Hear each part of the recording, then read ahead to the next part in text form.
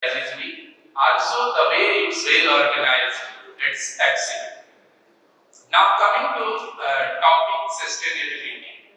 Before starting my presentation, one thing I want to share that when I personally look at the Indian paint industry, then quality wise, it's very good. And the way paint quality happens to be, and some of the company name like Asian Paint have very good name, and everyone know Narrow, Burger Paint, Indigo. So being able to see the marketing side, it's very good. Quality side also, it's very good.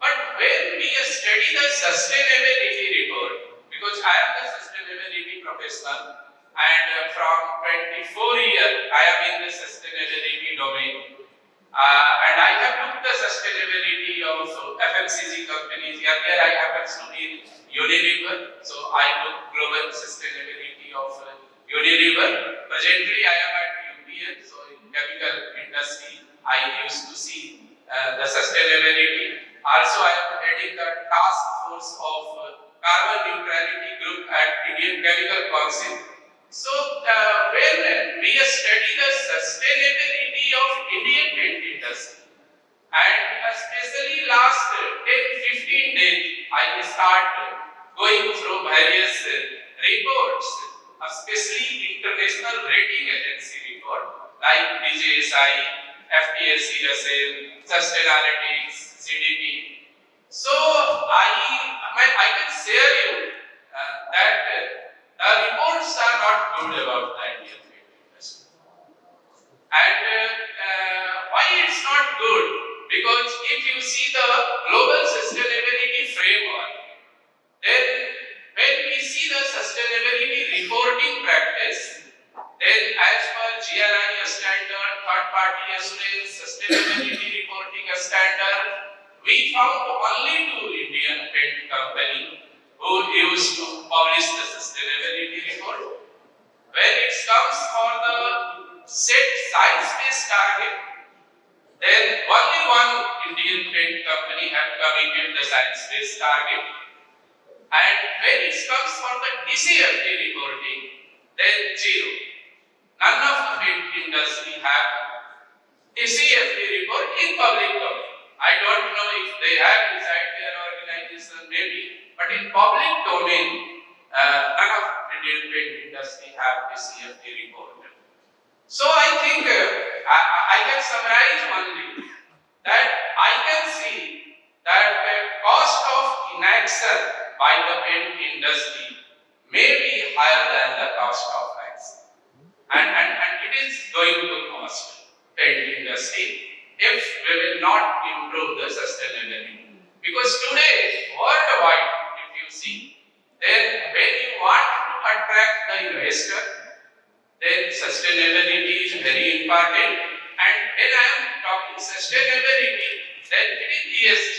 Because several times people get confused that sustainability is different, ESG is different. It's not like that. Same thing. Sustainability means ESG. So we have to include environment, social and governance dimension into our business. So I think once we want to attract investor, if we want to attract talent employee, then sustainability is very important. Also, if we want to have a responsible care company, less polluting company, profitable company, and also if we want that our acceptability among the community happens to be higher, then sustainability is very important. Now going forward, I shall share some of the presentation, and mainly I shall share basic about the sustainability and ESG. Also I shall share some of case study how we transform at UPL on sustainability.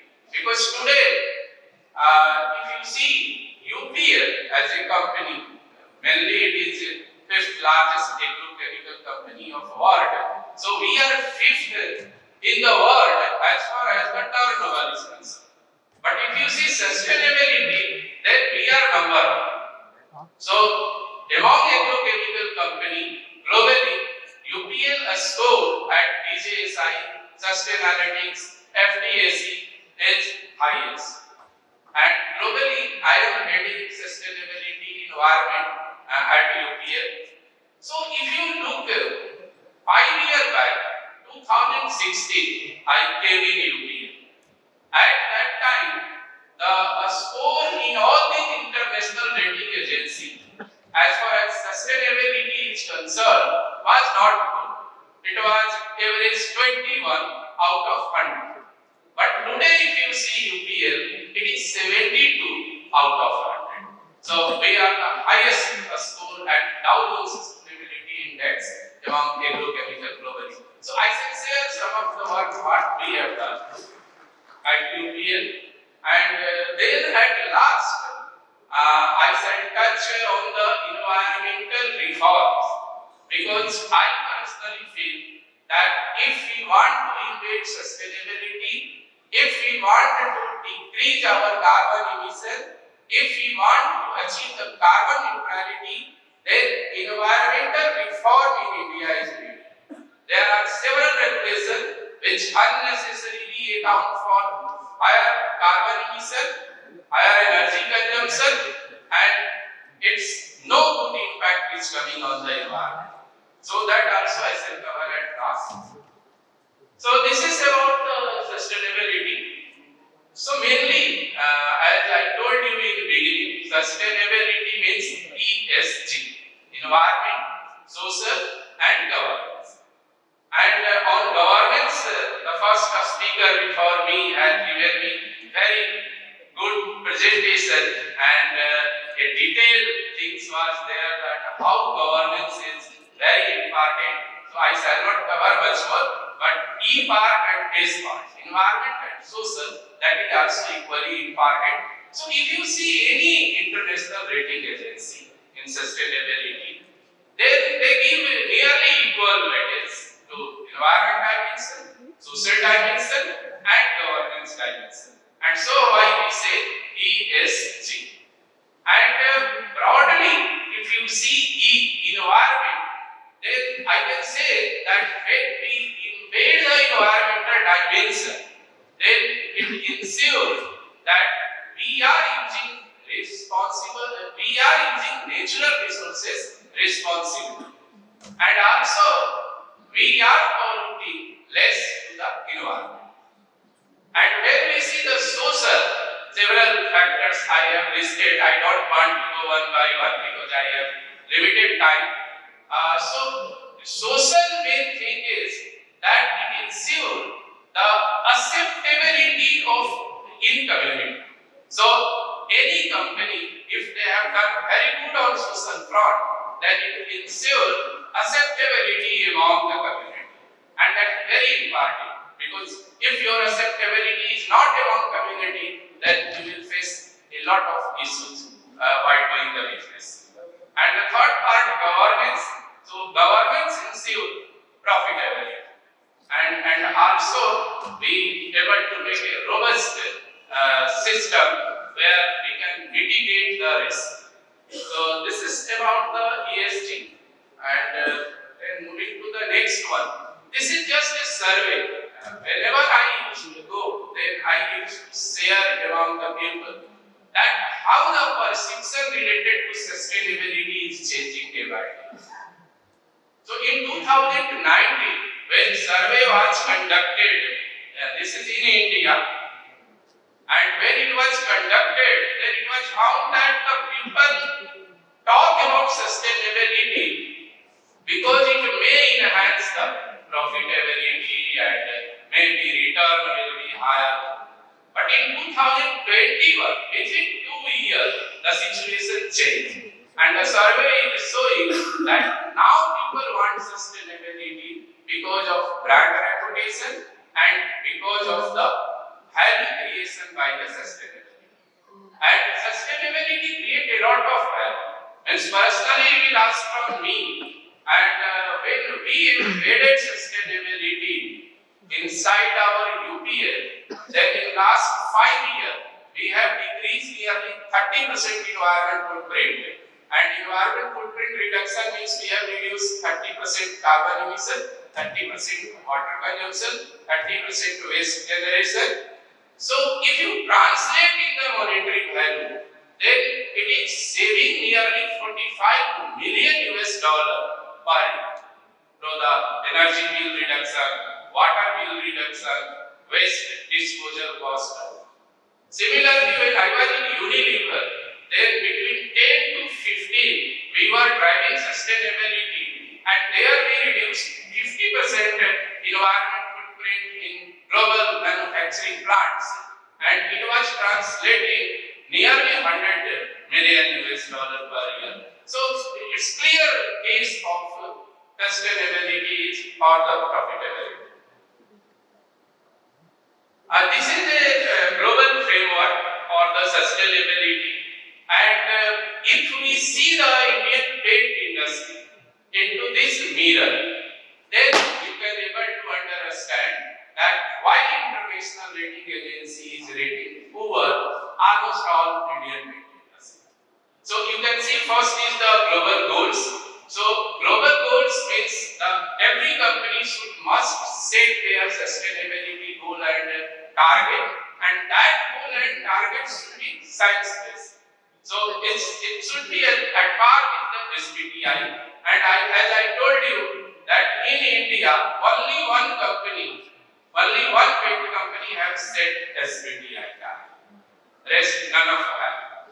Similarly, reporting. If you see sustainability reporting, TCFD reporting, it's very poor in the paint industry.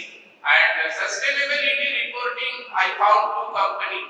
They have reported very good, but as far as TCFD reporting is concerned, zero, nil Indian paint companies are there.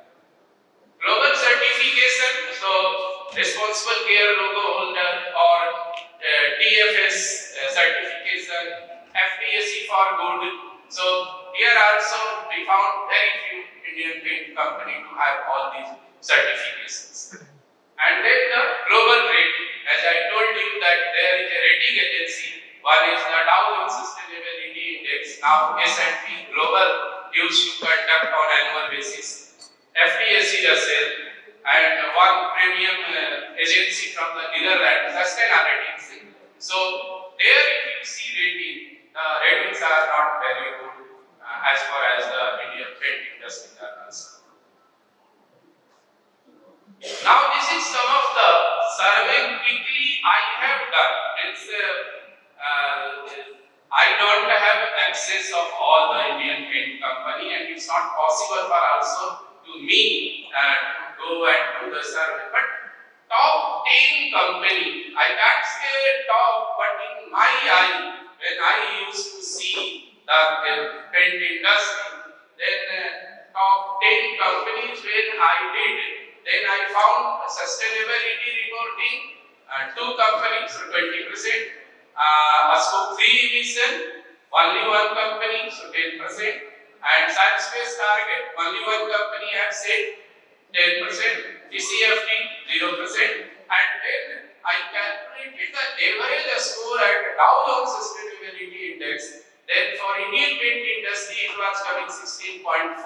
And that is only in 10. Maybe the top 10 companies. If we make the average of all the Indian paint companies, then it will be even lower. And you can see that Nifty 50, how the Nifty 50 listed company has performed. So even the Nifty 50 company, which is the top 50 listed company in India, their position is also not very good. But as compared to paint industry, it was 68%. They have sustainability report. 44% they have scope 3 emission in place.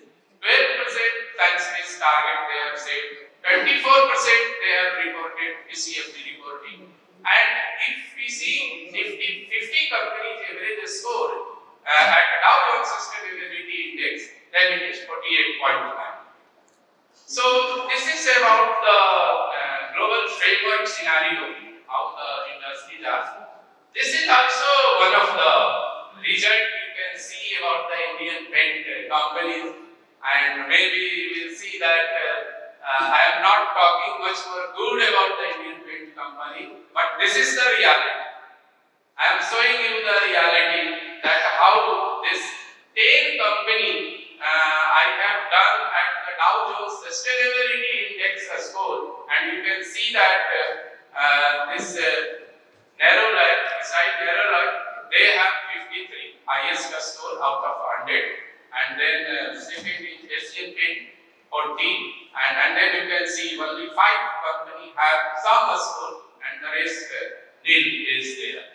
So this is about DJSI score, and you can also see the under DJSI environment, social and governance, what is the score, and all are out of 100. So moving to the next. So actually, after going through all the mirror about the sustainability for the Indian paint industry, I suggest that Indian Paint Association must have to do something. Like in Indian Chemical Council, we are doing. So in ICC, I am chairing the task force on carbon neutrality group, and there also situation was not very good.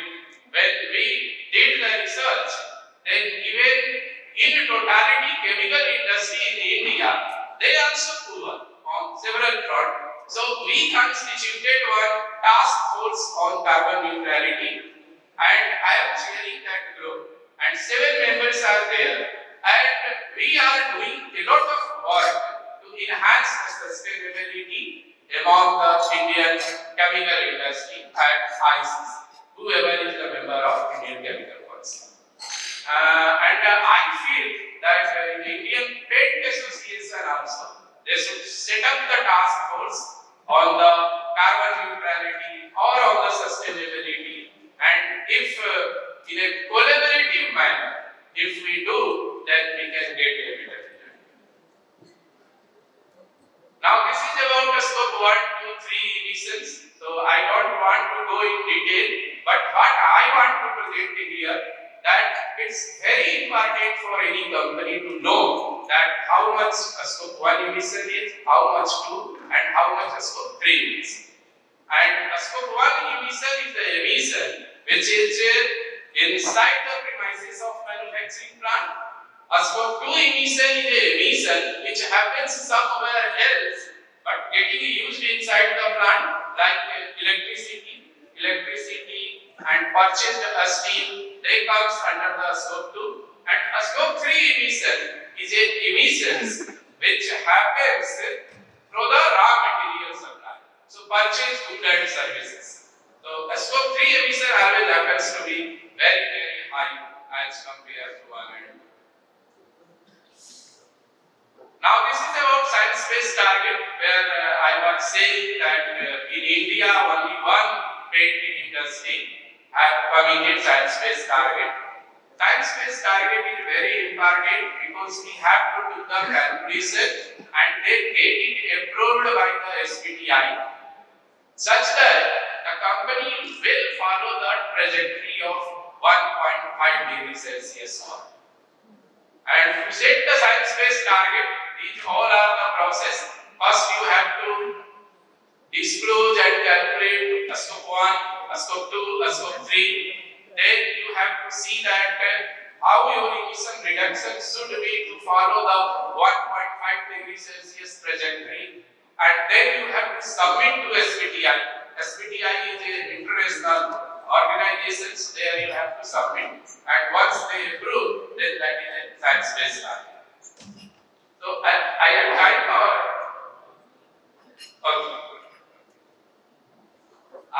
this is about UPL. So this is our plan, that the UPL carbon water waste neutrality roadmap, which we have prepared at UPL, and we have taken target, short-term target 2025, where we are committed to reduce 25%, and mid-term is a science-based target, and that is by 2035 we are committed to reduce 62% carbon, water and waste, and we have committed carbon, water and waste neutrality by 2040. And this is a detailed busy slide which is a roadmap for the carbon neutrality for UP. So this we have prepared in detail. We have specified year over year that how we will change our energy mix and how we will achieve the carbon neutrality by 2040. So this is a busy slide and I want to move ahead. But why I want to share here? Because each company, they must have carbon neutrality and then only you can achieve going forward. This is some of the sustainability framework which report we have released at UPL. Sustainability report you can see, a scope 3 emission report you can see, TCFD report, science-based target. So these all framework is need to be embedded inside any organization. Then coming to the last, we have the limited time. So last I want to touch environmental reforms to reduce carbon emission.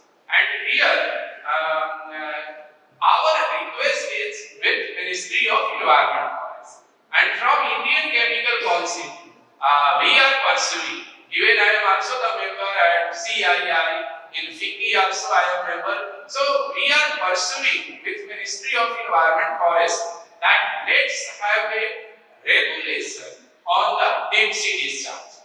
Today if you see in Gujarat, especially Bharuch area, Bharuch, Ankleshwar, Panoli, Jagadia, we have very good deep sea discharge system.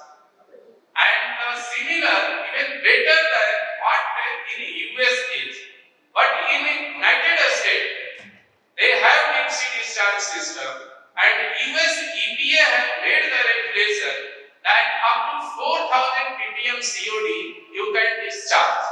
Whereas in our country, we don't have any special regulation for the deep sea discharge.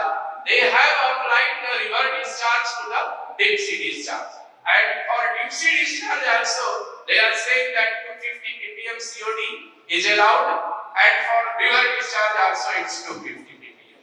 So we are requesting from the Ministry of Environment Forest that a study on the deep sea discharge regulation available internationally and bring here in India also, because once we will align the deep sea discharge standard with the international standard, then there will be at least 5 to 6 times less emission will happen and without impacting the environment. Also, I have shown some of the Corvix model.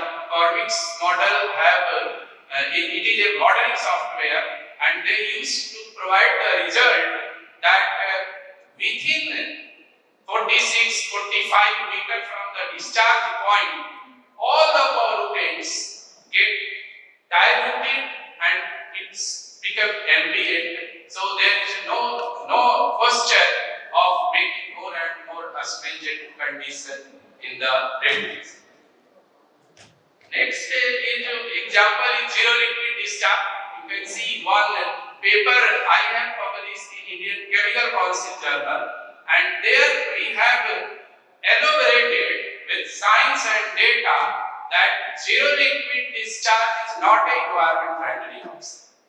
And especially in those areas like coastal area, if deep sea discharge system is there, common effluent treatment plant is there, then it's foolish to ask do the ZLD. And when we are doing the ZLD, when the mandatory condition comes, then the emission happens to be 4 times more than the standard conditions. And you can see here one comparison I have given, power consumption. If we have regulation like US EPA, then the cost, then the power consumption will be 1.5 kilowatt hour per cubic meter. It's a treatment cost. If we have the ETP discharge norm, then 8, and ETP to meet ZLD, it is 30. So how you can see the power consumption go on increasing, and also the carbon emission is directly proportional to power consumption. So carbon emission also go on increasing. So we are saying that there is a yes, industry should take care of sustainability. Industry should take care for the energy efficiency, reducing the energy consumption, reducing the carbon emission. But at the same time, we have to also look at our regulations, and we need to align our environmental regulation with the international standards such that in coming day we can reduce the carbon emission. So now I shall conclude my talk with the three things. One is that targeting and reporting is very important, and second is going forward, if we want to achieve the carbon neutrality, then we have to change the energy mix, and we have to use more and more renewable energy, and we have to reduce fossil fuels. And the third is the regulatory reform is needed to achieve the carbon neutrality. So with this, myself